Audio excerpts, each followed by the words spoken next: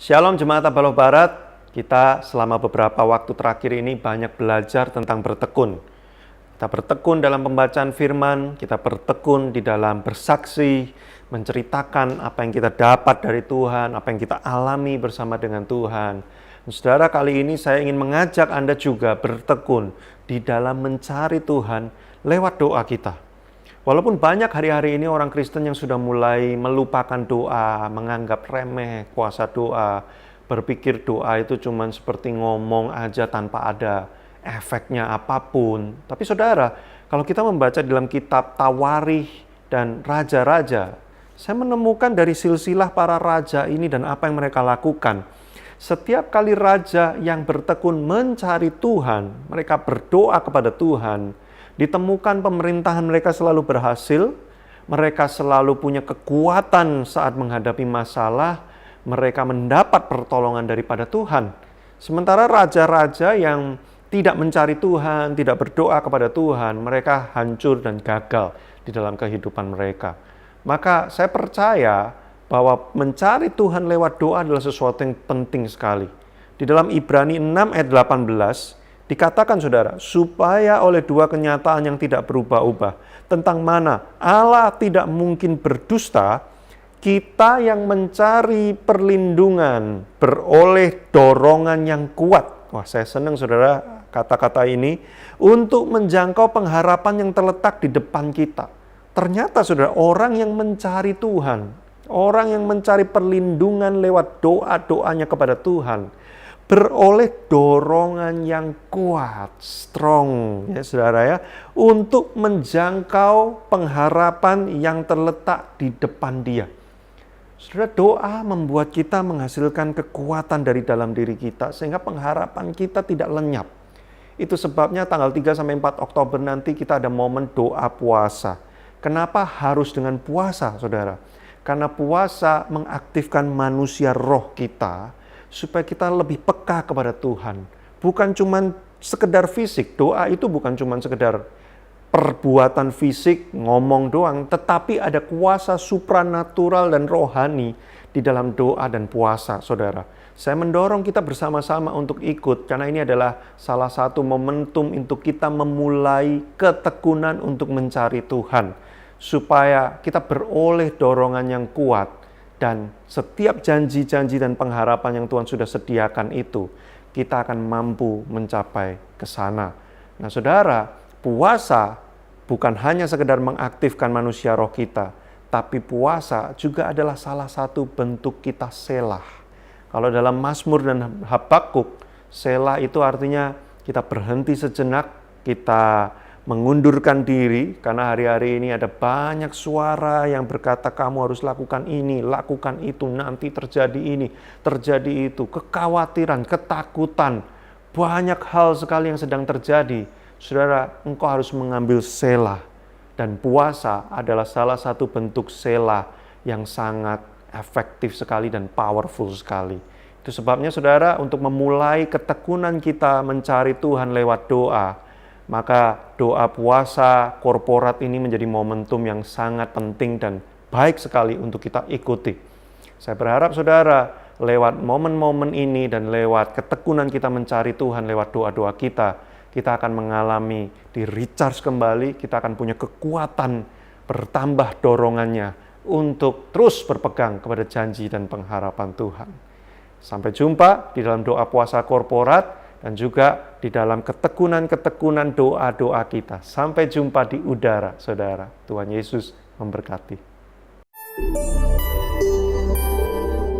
Shalom Jemaat Tabaloh Barat, kita baru saja menyelesaikan momen doa puasa korporat secara online untuk pertama kalinya. Dan saya menemukan ada banyak sekali perjumpaan dengan Tuhan, kekuatan yang baru, recharge lagi, suara-suara Tuhan yang profetis. Dan lewat Pastor Note kali ini, saya ingin melanjutkan berbicara tentang ketekunan mencari Tuhan lewat doa-doa kita. Suatu ketika Yesus mengajar sebuah perumpamaan, ada satu hakim dan ada satu janda yang diperlakukan tidak adil. Setiap hari janda ini datang ke rumah hakim ini, mengetuk pintu, menuntut keadilan. Sampai satu ketika hakim ini sepertinya merasa kayak, aduh kok aku didatengin terus dan dia berkata, "Sudahlah, aku kabulkan sajalah apa permintaan dari janda ini supaya aku tidak didatangi lagi setiap hari." Nah, lewat perumpamaan ini Yesus mengajar kepada kita tentang doa yang tidak jemu-jemu. Saya bacakan ya di Lukas 18 ayat 1.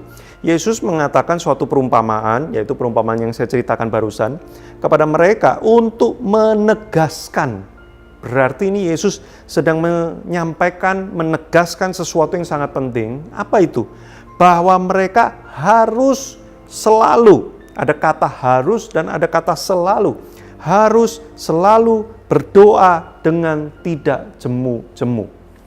Saudara, kenapa kita harus tekun di dalam mencari Tuhan lewat doa-doa kita? Saya menemukan ada 3 hal penting, saudara, dalam doa yang tidak jemu-jemu. Yang pertama adalah doa itu adalah jembatan penghubung kita dengan Tuhan. Kita bisa berkomunikasi dengan Dia ya lewat doa, saudara. Terkoneksi dengan Tuhan lewat doa. Itu sebabnya orang Kristen yang jarang berdoa, nggak connect sama Tuhan, kehilangan kekuatan imannya, nggak dapetin hikmat dari Tuhan, bingung gimana harus ngadepin masa-masa yang sulit. Karena mereka jarang berdoa. Orang yang terus berdoa dengan tekun akan mendapat hikmat, dan kalau saudara mengikuti pastor note saya yang sebelumnya, akan memperoleh dorongan kekuatan. Kenapa? Karena terkoneksi dengan Tuhan. Jadi doa adalah jembatan penghubung kita dengan Tuhan, saudara. Kemudian yang kedua, doa adalah pernyataan iman.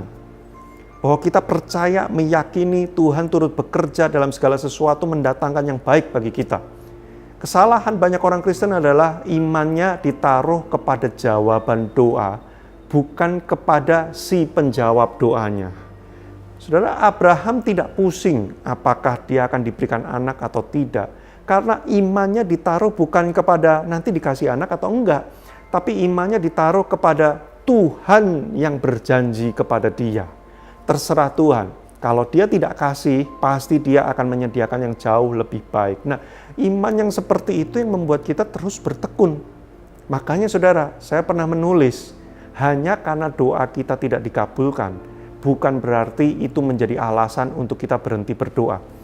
Karena iman doa kita bukan kepada jawaban doanya, dikabulkan atau tidak, tapi kepada Tuhan, kepada siapa kita berdoa. Iman kita terarah ke sana. Maka doa adalah pernyataan iman bahwa kita percaya kepada Dia. Penyertaannya tidak pernah berubah. Saya meletakkan hidup saya kepada tangan Tuhan. Dan yang ketiga, doa memperkuat kita, saudara. Doa membuat roh dan jiwa kita terus bertumbuh. Makanya orang yang berdoa, kekuatan dari dalam dirinya mengalir keluar, saudara. Kadang-kadang kita berdoa, nggak dijawab, nggak dikabulkan gitu. Terus kemudian situasinya tidak berubah. Tapi yang aneh, kenapa kitanya jadi sanggup untuk menghadapi situasi itu? Karena doa memperkuat kita dari dalam, saudara. Walaupun sekeliling kita tidak terjadi perubahan yang signifikan, kitanya yang diubah di dalam hadirat Tuhan melalui doa-doa kita. Istri saya pernah ngomong begini, suami istri yang berdoa bersama akan memperoleh kekuatan untuk terus berjalan bersama-sama. Nah, saya percaya loh saudara, doa itu menguatkan kita, baik dalam hubungan, secara pribadi, dalam pelayanan, dalam kehidupan apapun. Mari kita terus bertekun mencari Tuhan lewat doa-doa kita. Karena itu jembatan penghubung kepada Tuhan, karena itu pernyataan iman kita, dan dari situlah doa-doa kita bertumbuh semakin kuat setiap hari.